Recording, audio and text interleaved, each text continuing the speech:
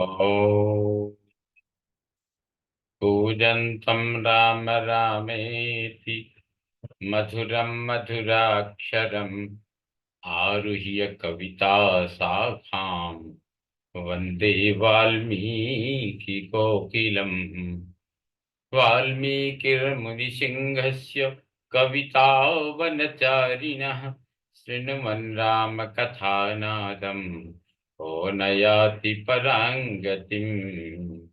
यः पिबन् सततं राम चरितामृतसागरम् अतृप्तस्तं मुनिं वन्दे प्राचेतसमकल्मषम्। गोष्पदीकृतवारीशं मशकीकृतराक्षसम् रामायण महामाला रत्नं वन्दे नीलात्मजम्। अंजनानंदनं वीरं जानकी शोकनाशनं कपीशमक्षहन्तारं वन्दे लंका भयंकरम्। भवतां समेषां श्रीमद् वाल्मीकि रामायण पारायणोपक्रमे श्रीमद् वाल्मीकि रामायण महात्म्य प्रसंगे तृतीयोऽध्यायः आरभ्यते।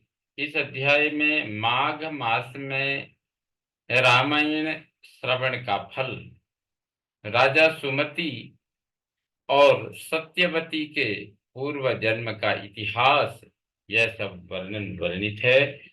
अहो सनत कुमार उवाच। सनत कुमार उवाच अहो विप्र इदं प्रोक्तम् इतिहासं च नारद रामायणस्य माहात्म्यम् त्वं पुनर्वद विस्तरात्। सनत कुमार ने कहा, ब्रह्मर्षि नारद जी, आपने यह अद्भुत इतिहास सुनाया है। अब रामायण के महात्म्य को पुनः विस्तार पूर्वक वर्णन कीजिए। अन्यमासस्य माहात्म्यं कथयस्व प्रसादतः कस्य नो जायते तुष्टिर्मुने त्वद्वचनामृतात्। आपने कार्तिक मास में रामायण के श्रवण की महिमा बताई। अब कृपा पूर्वक दूसरे मास का महात्म्य बताइए। मुने, आपके वचनामृत से किसको संतोष नहीं होगा। नारद वाचो सर्वे यूयं महाभागा कृतार्थनात्र संशयः यतः प्रभावं रामस्य भक्तितः श्रोतुमुद्यताः। नारद जी ने कहा, महात्माओं, आप सब लोग निश्चय हो, आप लोग निश्चय ही बड़े भाग्यशाली हो और कृतकृत्य आपके हैं, इसमें संशय नहीं है। आप लोग कृतकृत्य हैं, भाग्यशाली हैं, इसमें लेश मात्र संदेह नहीं है, क्योंकि आप भक्ति भाव से भगवान श्री राम की महिमा सुनने के लिए उद्यत हुए हैं। माहात्म्य श्रवणम यस्य राघवस्य कृतात्मना दुर्लभम प्राहुरत्यंतम मुनयो ब्रह्मवादिनः। ब्रह्मवादी मुनियों ने भगवान श्री राम के महात्म्य का श्रवण पुण्यात्मा पुरुषों के लिए परम दुर्लभ बताया है। शृणुध्वं ऋषयश्चित्रम् इतिहासं पुरातनम् सर्वपाप प्रशमनम सर्वरोग विनाशनम। महर्षियों, अब आप लोग एक विचित्र पुरातन इतिहास सुनिए, जो समस्त पापों का निवारण और संपूर्ण रोगों का विनाश करने वाला है। आसीत् पुरा द्वापरे च सुमतिर्नाम भूपतिः सोमवंशोद्भव श्रीमान् सप्तद्वीपैकनायकः। पूर्व काल पूर्व काल की बात है। द्वापर में सुमति नाम से प्रसिद्ध एक राजा हो गए। उनका जन्म चंद्र वंश में हुआ था। वे श्री संपन्न और सातों द्वीपों में एकमात्र सम्राट थे। धर्मात्मा सत्य संपन्न सर्व संपद विभूषितः सदा राम कथा सेवी राम पूजा परायणः। उनका मन सदा धर्म में ही लगा रहता था। वे सत्यवादी तथा सब प्रकार की संपत्तियों से सुशोभित थे। सदा श्री राम कथा के सेवन और श्री राम की ही समाराधना में संलग्न रहते थे। राम पूजा परायण शुश्रूषुरनहंकृति पूज्येषु पूजा निरतः समदर्शी गुणान्वितः। श्री राम की पूजा अर्चा में लगे रहने वाले भक्तों की वे सदा सेवा करते थे। उनमें अहंकार का नाम भी नहीं था। वे पूज्य पुरुषों के पूजन में तत्पर रहने वाले समदर्शी तथा सद्गुण संपन्न थे। सर्वभूतहित शान्तः कृतज्ञः कीर्तिमान् नृपः तस्य भार्या महाभागा सर्वलक्षण संयुता। राजा सुमति समस्त प्राणियों के हितैषी, शांत, कृतज्ञ और यशस्वी थे। उनकी परम सौभाग्यशालिनी पत्नी भी समस्त शुभ लक्षणों से सुशोभित थी। पतिव्रता पतिपरायणा नामना सत्यवती श्रुता तावुभौ दंपती नित्यम रामायण परायणौ। उसका नाम सत्यवती था। वह पतिव्रता थी। पति में ही उसके प्राण बसते थे। वे दोनों पति पत्नी सदा रामायण के ही पढ़ने और सुनने में संलग्न रहते थे।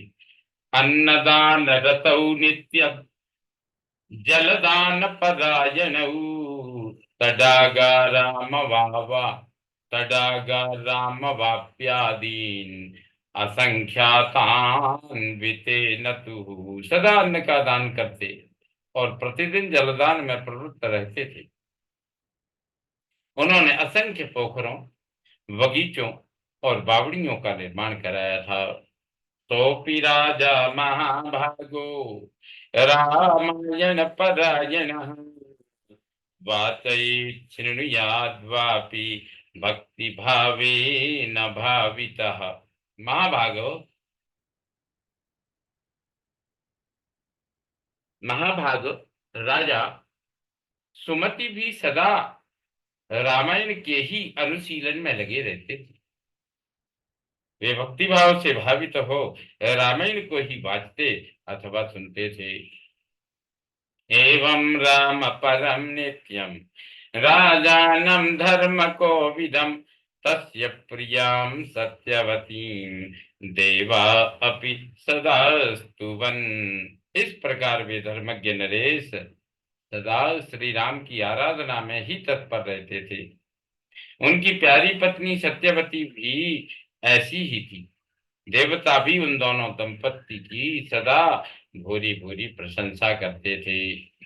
विश्रुतौ त्रिषु लोकेषु दंपती तौ च दंपती तौ हि धार्मिकौ आययौ बहुभिः शिष्यैर् द्रष्टुकामो विभाण्डकः। एक दिन उन त्रिभुवन विख्यात धर्मात्मा राजा रानी को देखने के लिए विभाण्डक मुनि अपने बहुत से शिष्यों के साथ वहां आए। विभाण्डकं मुनिं दृष्ट्वा सुखमाप्तो जनेश्वरः प्रत्युदयौ सपत्नीकः पूजाभिर्बहुविस्तरम्। मुनिवर, विभाण्डक को आया देख राजा सुमति को विभाण्डक को आया देख राजा सुमति को बड़ा सुख मिला। वे पूजा की विस्तृत सामग्री साथ ले पत्नी सहित उनकी अगवानी के लिए गई। कृतातिथ्य क्रियं शांतम कृतासन परिग्रहम निजासन गतो भूपः प्रांजलिर्मुनिमब्रवीत्।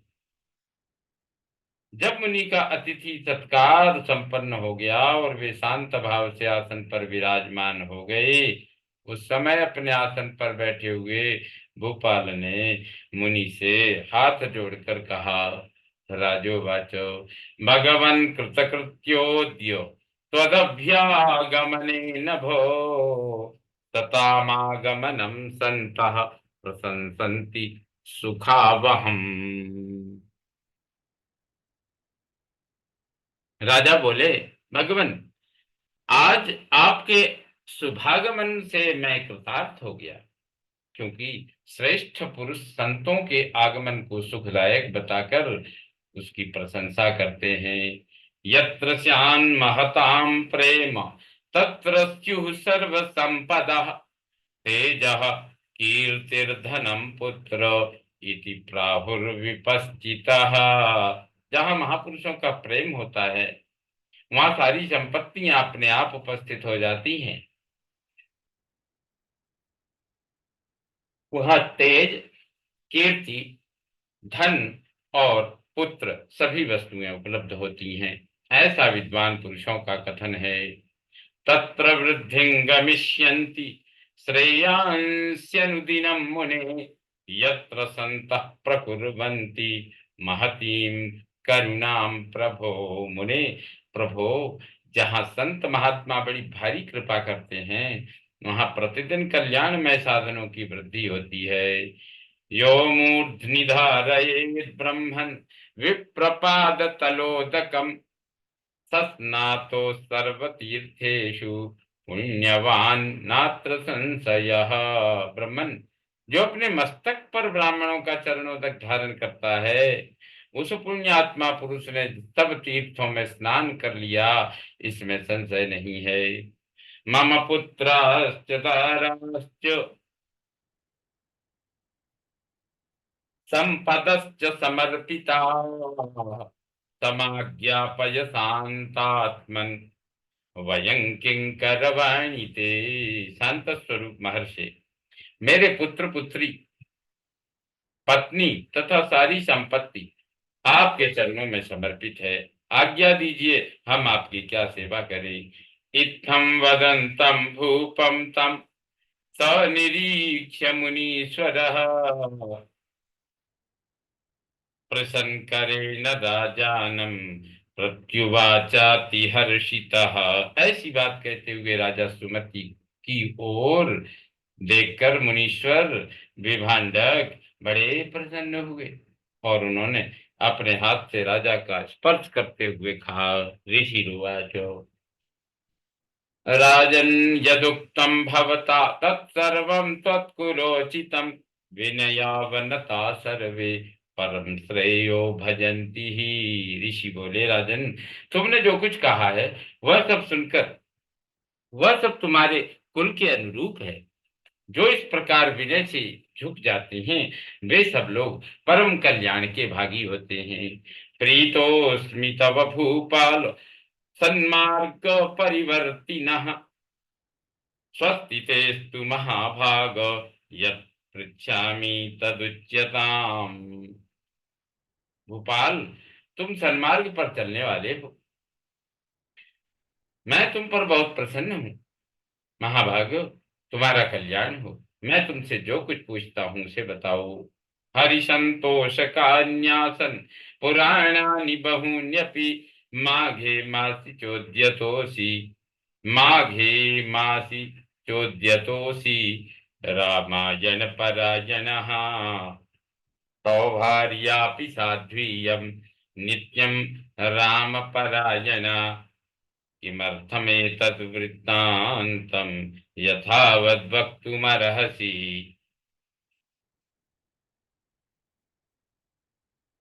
यद्यपि भगवान श्री हरि को संतुष्ट करने वाले बहुत से पुराण भी थे जिनका तुम पाठ कर सकते थे, तथापि इस माघ मास में सब प्रकार से प्रयत्नशील होकर तुम जो रामायण के ही पारायण में लगे हो तथा तुम्हारी यह साध्वी पत्नी भी सदा जो श्री राम की ही आराधना में रत रहती है, इसका क्या कारण है? यह वृत्तांत यथावत रूप से मुझे सुनाओ।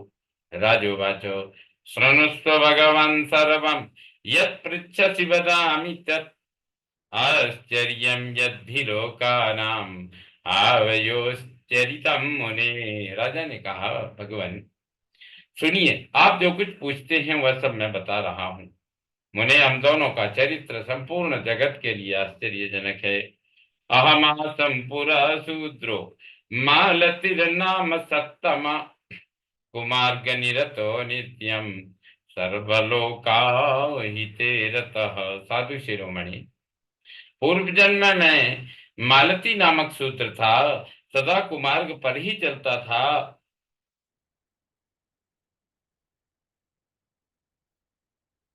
सब लोगों के अहित साधन में ही संलग्न रहता था। विष्णु धर्म विद्वेषी देव द्रव्यापहारक महापातकी संसर्गी देव द्रव्योपजीवक। दूसरों की चुगली खाने वाला, धर्मद्रोही, देवता संबंधी द्रव्य का अपहरण करने वाला तथा महापातकियों के संसर्ग में रहने वाला था। मैं देव संपत्ति से ही जीविका चलाता था। गोघ्नश्च ब्रह्मचौरो नित्यं प्राणिवधे रतः नित्यं निष्ठुरभक्ता च पापी वेश्या परायणः। गोहत्या, ब्राह्मण हत्या और चोरी करना, यही अपना धंधा था। मैं सदा दूसरे प्राणियों की हिंसा में ही लगा रहता था। प्रतिदिन दूसरों से कठोर बातें बोलता, पाप करता और वेश्याओं में आसक्त रहता था।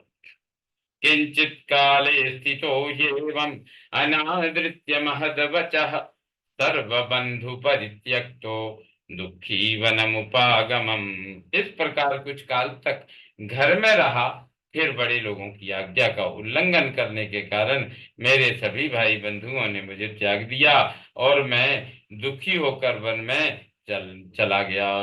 मृगमांसासनम नित्यम तथा मार्ग विरोध एकाकी दुख बहुलो न्यवसम निर्जने वने।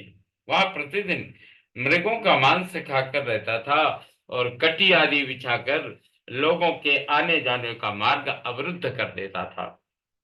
इस तरह अकेला बहुत दुख भोगता हुआ मैं उस निर्जन वन में रहने लगा। एकदाच्युत परिश्रांतो निद्राघूर्न पिपासितः वसिष्ठस्यागमं दैवात् अपश्यम निर्जने वने।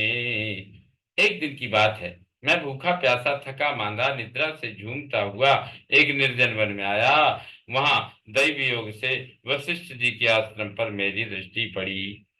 हंसकारण्डवाकीर्णं तत्समीपे महत्सरः पर्यन्तं वनपुष्पौघैश्छादितं तन्मुनीश्वर। उस आश्रम के निकट एक विशाल सरोवर था जिसमें हंस और कारंडव आदि जल पक्षी छा रहे थे। मुनीश्वर वह सरोवर चारों ओर से वन्य पुष्प समूहों द्वारा आच्छादित था। अपिबं तत्र पानीयं तत्तटे विगतश्रमः उन्मूल्य वृक्षमूलानि मया क्षुद मया चुच्च निवारिता। वहां आकर मैंने पानी पिया और उसके तट पर बैठकर अपनी थकावट दूर करने की, फिर कुछ वृक्षों की जड़ें उखाड़कर उनके आने का उनके द्वारा अपनी भूख बिछाई। फिर कुछ वृक्षों की जड़ें उखाड़कर उनके द्वारा अपनी भूख समाप्त की, भूख मिटाई, भूख बुझाई। वसिष्ठाश्रमे तत्र वसिष्ठस्याश्रमे तत्र निवासं कृतवानहम् शीर्णस्फटिकसन्धानं तत्र चाहमकारिशम्। वशिष्ठ जी के उस आश्रम के पास ही मैं निवास करने लगा। टूटी फूटी स्फटिक शिलाओं को जोड़कर मैंने वहां दीवार खड़ी की। पर्णैस्त्रिणैश्च काष्ठैश्च गृहं सम्यक् प्रकल्पितं तत्राहं व्याधसत्त्वस्थो हत्वा बहुविधान् मृगान् आजीविकां च कुर्वाणो वत्सराणां च विंशतिम्। फिर पत्तों, तिनकों और काष्ठों द्वारा एक सुंदर घर बना लिया। उसी घर में रहकर मैं व्याधों की वृत्ति का आश्रय ले नाना प्रकार के मृगों को मारकर उन्हीं के द्वारा 20 वर्षों तक अपनी जीविका चलाता रहा।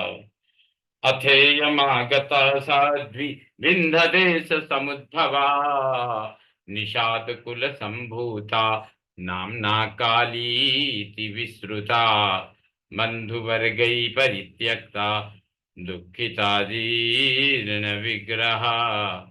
तदनंतर मेरे ये साध्वी तदनंतर मेरी ये साध्वी पत्नी वहां मेरे साथ आई। पूर्व जन्म में इनका नाम काली था। काली निषाद कुल की कन्या थी और विंध्य प्रदेश में उत्पन्न हुई थी।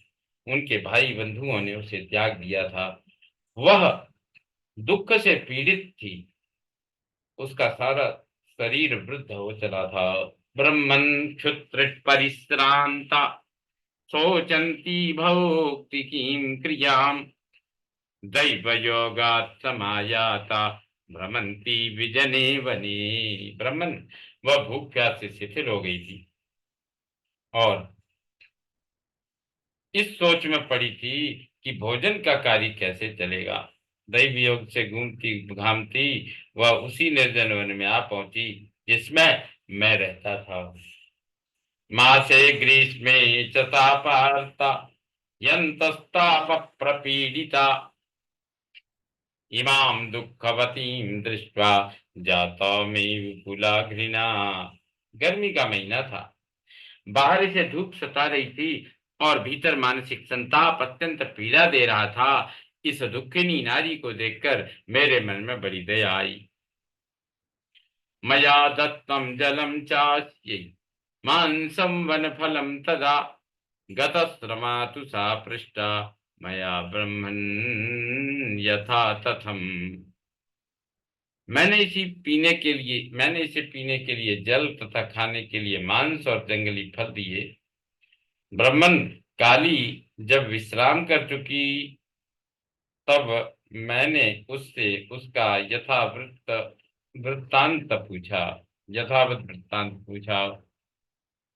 न्यवेदयस्व कर्माणि तानि शृणु महामुने यं काली तु नाम्ना वै निषादो कुल संभवा। महामुने, मेरे पूछने पर उसने जो अपने जन्म कर्म निवेदन किए थे उन्हें बताता हूँ। सुनिए। उसका नाम काली था। वह निषाद कुल की कन्या थी। दाम्भिक सुता विद्वन न्यवतद्विन्य पर्वते परस्वहारिणी नित्यम सदा पैशून्यवादिनी। विद्वन, उसके पिता का नाम दाम्भिक या दाविक, वह उसी की पुत्री थी और विंध्य पर्वत पर निवास करती थी। सदा दूसरों का धन चुराना और चुगली खाना ही उसका काम था। बंधुवर गई परित्यक्ता यतो हृतवती पतिम कांतारे विजने ब्रह्मन मत समीपमुपागता। एक दिन उसने अपने पति की हत्या कर डाली। बंधुवर गई परित्यक्ता यतो हतवती पतिम कांतारे विजने ब्रह्मन मत समीपमुपागता। एक दिन उसने अपने पति की हत्या कर डाली, इसीलिए भाई बंधुओं ने उसे घर से निकाल दिया। ब्राह्मण, इस तरह परित्यक्ता काली उस दुर्गम एवं निर्जन वन में मेरे पास आई थी। इत्येवं स्वकृतं कर्म सर्वं मह्यं न्यवेदयत् वसिष्ठस्याश्रमे पुण्ये अहं चेयं च वै मुने दंपती भावमाश्रित्य स्थितौ मांसासिनौ तदा। उसने अपनी सारी करतूतें मुझे इसी रूप में बताई। मुनि, तब वशिष्ठ जी के उस पवित्र आश्रम के निकट में और काली दोनों पति पत्नी का संबंध स्वीकार करके रहने और मांसाहार से ही जीवन निर्वाह करने लगे। उद्यमार्थे गतौ चैव वसिष्ठस्याश्रमं तदा दृष्ट्वा चैव समाजं च देवर्षीणां च सत्तमा रामायण पदा विप्रा माघे दृष्टा दिने दिने। एक दिन हम दोनों जीविका के निमित्त कुछ उद्यम करने के लिए वहां वशिष्ठ जी के आश्रम पर गए। महात्मन, वहां देवर्षियों का समाज जुटा हुआ था। वही देखकर हम लोग उध इध उधर गए थे। वही देखकर हम लोग उधर गए थे। वहां माघ मास में प्रतिदिन ब्राह्मण लोग रामायण का पाठ करते दिखाई देते थे। निराहारौ च विक्रान्तौ क्षुत्पिपासा प्रपीडितौ अनिच्छया गतौ तत्र वसिष्ठा वसिष्ठस्याश्रमं प्रति रामायण कथां श्रोतुं नवान्ना चैव भक्तिता तत्काल एव पंचत्वम् आवयोरभवन् मुने। उस समय हम लोग निराहार थे और पुरुषार्थ करने में समर्थ होकर भी भूख प्यास से कष्ट पा रहे थे। अतः बिना इच्छा के ही वशिष्ठ जी के आश्रम पर चले गए थे। फिर लगातार 9 दिनों तक भक्ति पूर्वक रामायण की कथा सुनने के लिए हम दोनों वहां जाते रहे। मुने, उसी समय हम दोनों की मृत्यु हो गई। कर्मणा तेन तुष्टात्मा भगवान मधुसूदन स्वदूतान प्रेषयामास मदाहरण कारणात्। हमारे उस कर्म से भगवान मधुसूदन का मन प्रसन्न हो गया। अतः उन्होंने हमें ले आने के लिए दूत भेजे। आरोप्य माम विमाने तु जगमुस्ते च परम पदम आवाम समीपमापन्नौ देवदेवस्य चक्रिणः। वे दूत हम दोनों को विमान में बैठाकर भगवान के परम धाम उत्तम धाम में ले गए थे। हम दोनों देवादिदेव चक्रपाणि के निकट जा पहुंचे। भगवन्तौ महाभोगान् भगवन्तौ महाभुक्तवन्तौ महाभोगान् यावत् कालं शृणुष्व मे युगकोटिसहस्राणि युगकोटिशतानि च उषित्वा राजभवने ब्रह्मलोकमुपागतौ तावत् कालं च तत्रापि त्वयि स्थित्वैन्द्रपदमागतौ स्थित्वैन्द्रपदमागतौ। वहां हमने जितने समय तक बड़े बड़े भी भोग भोगे थे वह बता रहे हैं, सुनिए। कोटि सहस्त्र और कोटि शत युगों तक श्री राम धाम में निवास करके हम लोग ब्रह्मलोक में आए। वहां भी उतने ही समय तक रहकर हम इंद्रलोक में आ गए। तत्रापि तत्कालं च तत्रापि तावत्कालं च भुक्त्वा भोगान् भोगाननुत्तमान्।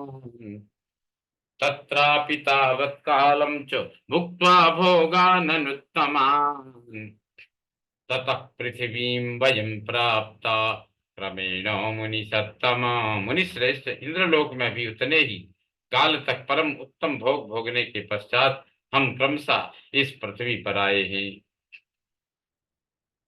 अत्रापि संपदतुला रामायण प्रसादतः अनिच्छया कृतेनापि प्राप्तमेवं विधम मुने।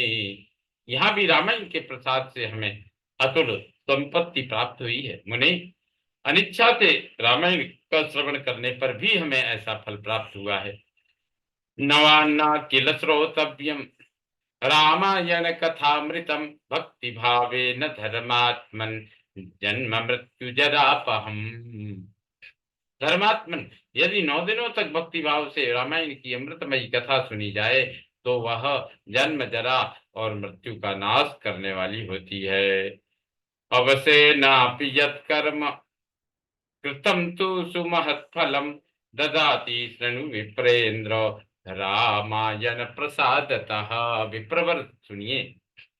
विवश होकर भी जो कर्म किया जाता है वह रामायण के प्रसाद से परम महान फल प्रदान करता है। नारद उवाचो एतत् सर्वं निशम्यासौ विभाण्डको मुनीश्वरः अभिनन्द्य महीपालम प्रययौ स्वतपोवनम। नारद जी कहते हैं, यह सब सुनकर मुनीश्वर विभाण्डक राजा सुमति का अभिनंदन करके अपने तपोवन को चले गए। तस्मात् शृणुध्वं विप्रेन्द्र देवदेवस्य चक्रिणः रामायण कथा चैव कामधेनुपमा स्मृता विप्रवरु। अतः आप लोग देवादिदेव चक्रपाणि भगवान श्री हरि की कथा सुनिए। रामायण कथा कामधेनु के समान अभीष्ट फल देने वाली बताई गई है। माघे मासे शीते पक्षे रामायणम प्रयत्नतः नवान्ना किल श्रोतव्यम सर्वधर्म फलप्रदम। माघ मास के शुक्ल पक्ष में प्रयत्न पूर्वक रामायण की नवान्न कथा सुननी चाहिए। वह संपूर्ण धर्मों का फल प्रदान करने वाली है। या इदम पुण्यमाख्यानम सर्व पाप प्रणाशनम वाचयेत् शृणुयाद् वापि राम भक्त जायते। यह पवित्र आख्यान समस्त पापों का नाश करने वाला है। जो इसे वांचता अथवा सुनता है वह भगवान श्री राम का भक्त होता है। श्री स्कंद पुराणे उत्तरखंडे नारद सनत कुमार संवादे रामायण महात्म्ये माघ फलानुकीर्तनम नाम तृतीयोऽध्यायः। ओम पूर्णमदः पूर्णमिदं पूर्णात् पूर्णमुदच्यते पूर्णस्य पूर्णमादाय पूर्णमेवावशिष्यते। ओम शांति शांति शांति। सर्वे भवन्तु सुखिनः सर्वे सन्तु निरामया सर्वे भद्राणि पश्यन्तु मा कश्चित् दुःखभाग् भवेत्। ओम शांति शांति शांति। श्रीरामचन्द्रो विजयते सदा।